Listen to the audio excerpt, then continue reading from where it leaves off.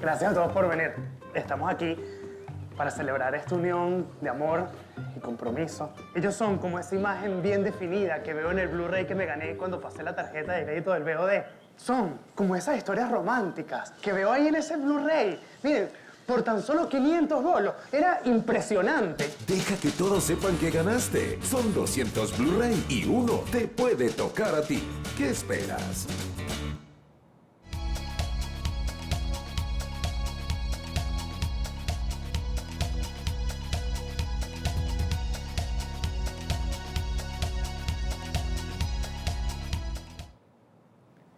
Bienvenidos a su programa Detrás del Dinero. En el día de ayer, el CIMADI, el dólar CIMADI, cerró en 199,96 bolívares. El CICAD permanece en 12.80, no obstante, el presidente Maduro anunció que iba a conceder unas divisas a varios sectores agrícolas e industriales, pero eso no se ha hecho efectivo. Mientras tanto, la cesta petrolera venezolana va a la baja. Ayer cerró en 41.40 dólares el barril, y todo parece indicar que con la entrada o con las exportaciones del petróleo iraní, más la caída de la demanda en China y otros países, pues los analistas creen que va a seguir una tendencia a la baja en este commodity que, por supuesto, afecta en forma muy dura los ingresos del país. También tenemos que los bonos venezolanos bajaron un punto y, por otra parte, también hay problemas con el efectivo, ¿no? Por ejemplo, el Banco de Venezuela, que estaba otorgando 5.000 bolívares diarios a través de su cajero, ayer redujo a 3.000 bolívares, y eso se está viendo también en otros bancos. También están desapareciendo, digamos, el billete de más alta denominación, que es el de 100 bolívares.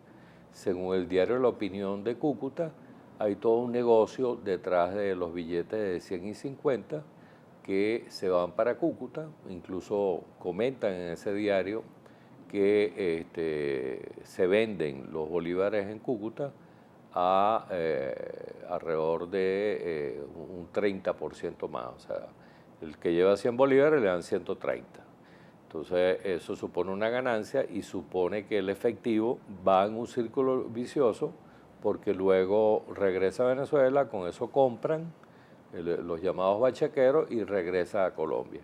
Entonces se está perdiendo el efectivo en todo el resto de la República, lo que obligará al Banco Central a imprimir más, o, como han dicho algunos, también debido a la inflación y la devaluación, estudiar la posibilidad de hacer billetes de 500 y 1.000 bolívares, que hoy día prácticamente no representan nada, ¿no? Y también da lástima que el día que las personas de tercera edad estén cobrando su pensión, le entreguen varios paquetes de 2 bolívares, de billetes de 2 bolívares, que bueno, eso prácticamente es un mercado. Bueno, ante un poco toda esta situación económica, nosotros invitamos hoy a Víctor Maldonado, que es el director ejecutivo de la Cámara de Comercio, Servicio e Industria de Caracas. Bienvenido, Víctor. Gracias, Salvatore, por la oportunidad de estar contigo y con tu audiencia por las redes sociales. Sí, hay un tema curioso esta semana y la semana pasada, pues particularmente, en la cual parece que hubo una apertura hacia el sector empresarial de parte de la Asamblea Nacional, pero para ir más concreto, de parte de Elvis Amoroso, vicepresidente de la Asamblea Nacional, que sostuvo unas reuniones con Fedecámara y con el sector empresarial, y lo mismo hizo la semana pasada el gobernador del Táchira, donde estaba Expo Táchira, creo que fue el presidente de Fedecámara, en la cual conversaron, pero hasta ahora no ha habido, digamos, una reunión con el gobierno como tal. Se están reuniendo con una Asamblea Nacional que le quedan a los actuales representantes en las curules, le quedan 3 meses y medio más o menos hasta las elecciones del CID, pero el gobierno como tal no ha recibido, digamos, al sector empresarial. Y lo curioso de esto, y quería saber tu opinión, es que ayer pues el presidente de la Asamblea Nacional, Diosdado Cabello, y vicepresidente del PSV, dijo que jamás aceptarían un proyecto de ley que provenga de Fedecámara. Sí, bueno, yo le agradezco a Diosdado su sinceridad, porque de alguna manera clarifica el panorama. Habría que decir con el gobierno que obras son amores y no buenas razones, que las carantoñas y las visitas de oportunidad, los encuentros protocolares no aportan nada si no se cambia la política económica en su esencia. Y la esencia de esta política económica que hemos calificado de estatista, intervencionista, persecutoria, prepotente, arrogante, unilateral, o sea, todo lo que demuestra, digamos, estos resultados, la esencia de la política económica tiene que ver con un régimen de control de cambios absolutamente irracional, que tú leías al inicio de tu programa, tú lees los tipos de cambio oficiales y lo que da es risa, porque eso no es lo que está ocurriendo en el país. Este país se está moviendo en los bordes de un mercado paralelo absolutamente que no tiene tampoco sentido de cálculo económico, y también la esencia de la política económica se ve en el marco de la ley de costos y precios justos, que nos coloca en el peor de los mundos, porque este es un mundo en el cual tú no tienes cómo importar, no tienes cómo producir y no tienes cómo vender, porque están intervenidos tus costos, están intervenidos tus precios, están intervenidas tus capacidades productivas y está intervenida absolutamente la capacidad que tú tienes para importar un producto, simplemente porque no tienes divisas, porque el gobierno no la da y porque materialmente el país no tiene reservas internacionales. Ayer las reservas internacionales cierran en 17.000 millones de dólares, pero de esas el 80% es oro monetario que fluctúa en un mercado de compra y venta, papeles, y bueno, digamos que el gobierno no da señales reales, el poder fáctico que está integrado por esta dupla Diosdado-Nicolás Maduro, ese poder fáctico no da señales de cambiar la esencia de la política económica. Nicolás Maduro dice que lo va a hacer lo contrario, que va a profundizar el plan de la patria, que va a acelerar el tránsito hacia el poder comunal, que es comunismo en acción, que va a apoyarse económicamente en la capacidad productiva y distributiva de las comunas, y que por lo tanto con el sector privado, ese que todavía genera buena parte del empleo de este país, ese que todavía produce algo de lo que efectivamente conseguimos, bueno, el sector privado está al margen. Así que yo le agradezco a Diosdado su sinceridad, porque podría ocurrir que en estos tiempos electorales tantas carantoñas confundan a la opinión pública y den el sentido que no tiene la política en este momento. El presidente Maduro ha venido criticando el bachaqueo y dice que lo van a perseguir, incluso aparentemente hay algunas personas detenidas. Pero el bachaqueo es producto de qué, porque incluso en el gobierno de Caldera 2, pues el dólar cerró prácticamente el petróleo en $9 el barril, y la población puede recordar que no había ningún bachaqueo, se conseguían todos los productos, baterías, cauchos, alimentos, etcétera, lo cual te indica que todavía, a pesar de la caída del petróleo con 41.40, hay un margen si el gobierno tuviese un norte real, efectivo y con estímulo a la producción. Mira, el bachaqueo es un síntoma, no es una causa. Y es un indicador del colapso de la confianza social que esta sociedad tiene respecto de su gobierno y de sus políticas económicas. El bachaqueo forma parte del envilecimiento de la economía, el que, digamos, ha sufrido esta trayectoria hacia la caída y hacia la primitivación de toda la sociedad, y simplemente eso tiene que ver con que las señales que emite el gobierno no son señales para lo productivo, para lo constructivo, para lo prospectivo, sino que son señales para la sobrevivencia. Si nosotros tenemos a la mitad de la población económicamente activa en el sector informal de la economía, pasando trabajo, sin empleos de calidad, en el rebusque constante, pues lo más lógico es que en presencia de estos mercados negros, esta población económicamente activa informal, pues encuentre en el usufructo, en la explotación de los mercados negros, una oportunidad. Por eso nosotros hemos dicho con absoluta claridad que si se quiere acabar con el bachaqueo, hay que acabar con los mercados negros, hay que acabar con el régimen de costos y precios controlados, hay que acabar con este Estado unilateral que lo decide todo, hay que dar libertades económicas, hay que respetar los derechos de propiedad y hay que creer en el libre mercado. Entonces, yo creo que es una desviación conceptual peligrosa y tenebrosamente equivocada el que todo el mundo esté concentrado en perseguir y en maldecir al bachaquero cuando lo que habría que encarar es la política económica del gobierno que produce estas distorsiones.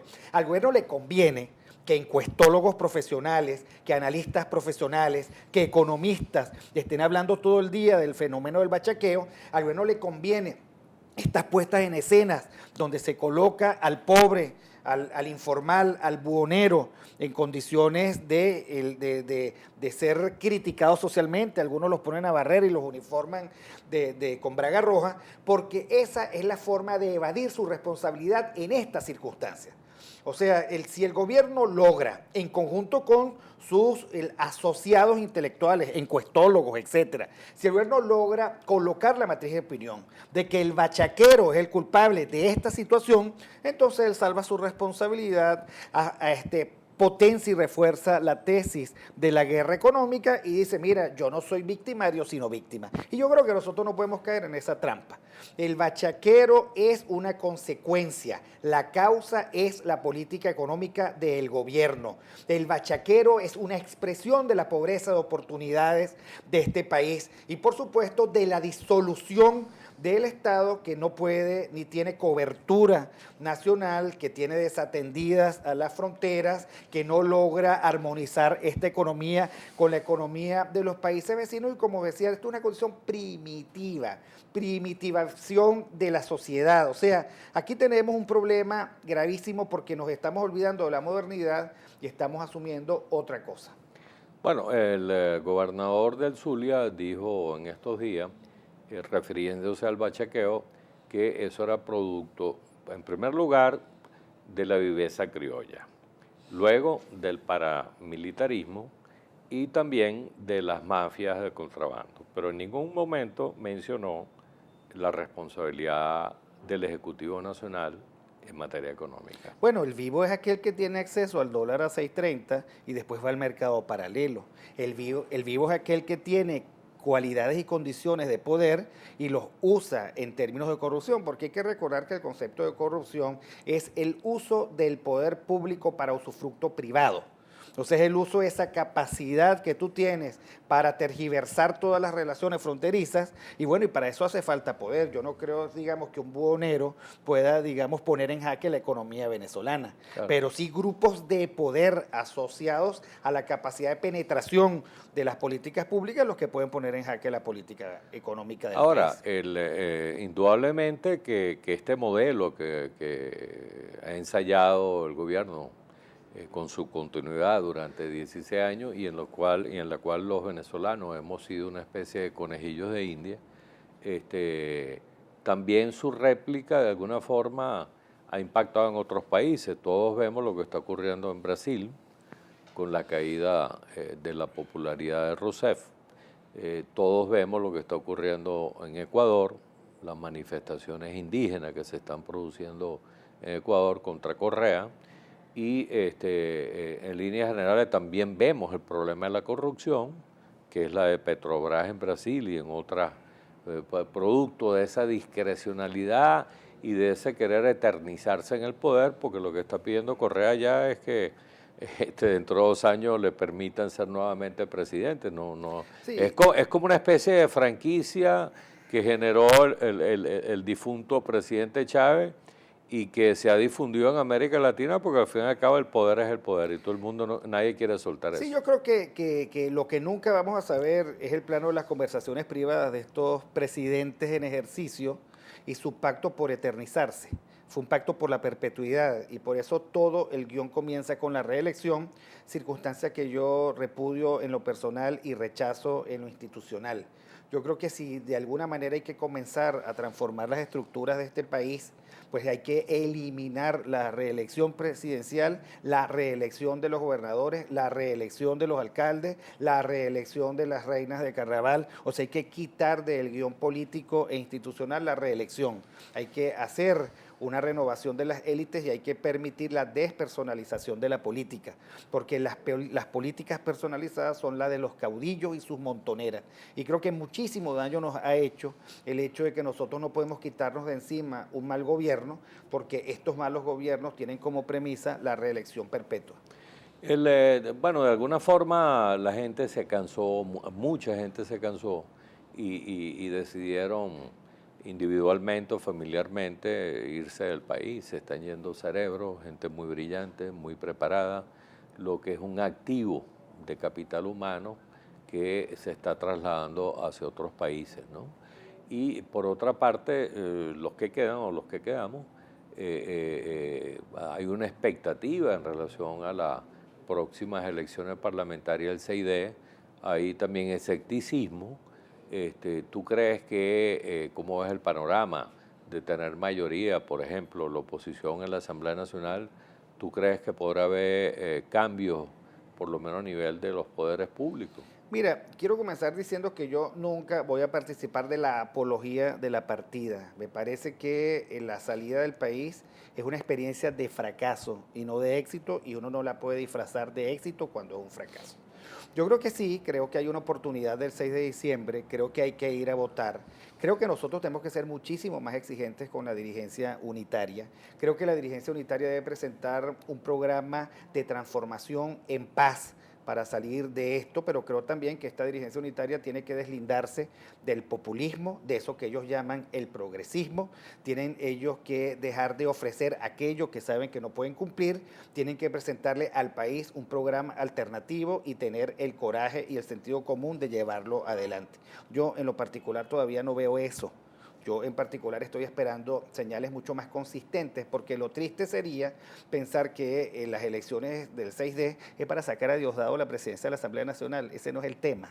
El tema es sacar del país este populismo prepotente, arrogante, que se llama socialismo del siglo XXI. Entonces, la verdad es que hacer todo este esfuerzo para eliminar y restablecer los poderes, ¿no? Y restablecer los poderes, y bueno, todo lo que trae consigo el salir de esta debacle autoritaria y sustituirla por un régimen de convivencia democrático. Entonces, no es contra la gente, es contra las ideas. Y lo que hay que dar es la batalla de las ideas y presentar al país ideas alternativas, Víctor, que el país compre. Y para terminar, recientemente una ONG, Transparencia Venezuela, introdujo ante el Tribunal Supremo digamos, una solicitud constitucional para que el Banco Central divulgue las cifras de inflación, de escasez, etcétera, que de paso es un deber del Banco Central según la Constitución y las leyes, pero el TCJ dijo que primero había que agotar la vía administrativa, de mandar una carta merente, qué sé yo, cuando eso es público y notorio, que esa obligación no la está cumpliendo el Banco Central. Y eso forma parte precisamente de la falta de equilibrio de poderes. No, y forma parte de la tragedia del curso que estamos llevando hacia lo primitivo, pues hacia el envilecimiento del país. Yo no contaría con el Banco Central, así como no creo ni cuento en ninguna institución del sector público, porque todas ellas están malogradas y manoseadas por este ventajismo autoritario. Pero para despecho del gobierno, ya en el sector privado, desde economistas, los economistas más reputados del país ya han construido cifras de inflación y cifras de escasez. Así que la gracia del gobierno se le ha convertido en una morisqueta, porque ellos no han podido dejar al país sin cifras y sin indicadores. Todos ellos, por supuesto, expresión de una debacle que nadie desea. Somos el país con más inflación del mundo. Las expectativas dicen que vamos en curso hacia una hiperinflación incontrolable. Los que van a perder son los los grupos más modestos de la población y los sectores más vulnerables, y este país lamentablemente no encuentra en su gobierno ningún tipo de respuesta apropiada. Es una lástima, porque toda esta desgracia que estamos viviendo es producto de malas ideas, malas políticas y mala gestión. Y eso no tiene nada que ver con tragedias en las que tiene que imponerse todo un pueblo, sino con las malas decisiones, y las malas decisiones se pueden enmendar. Bueno, le damos las gracias a Víctor Maldonado. Él es politólogo, es director ejecutivo de la Cámara de Comercio, Industria y Servicios de Caracas, y también es profesor de varias universidades del país, y de verdad que le agradecemos sus opiniones, sus comentarios y su información. Y nosotros, si Dios quiere, nos vemos la próxima semana.